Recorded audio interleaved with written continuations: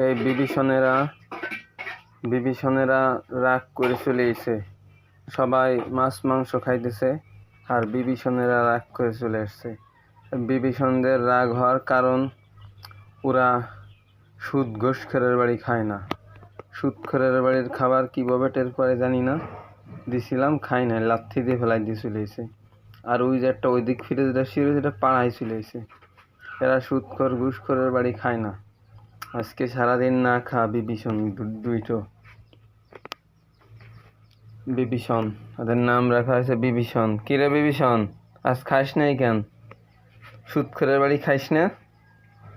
তাই সেই বাড়ি যাস কে? হ্যাঁ, দিনবার মেও মেও করে ঘুরে আসলি। কিরে, তোর ন্যাস এমন কেন? আগে খাওয়ান দিতে হবে, পেটটা লাগিয়ে গেছে পিঠের সাথে। বিভীষণ দুয়েটা সুদখোরকে বাড়ি খায় না। একটু পরে মাছ ভেজে দিবানি, খাইস কেন? চাইপলিয়া মাছ আনছি নদীতে ধরে।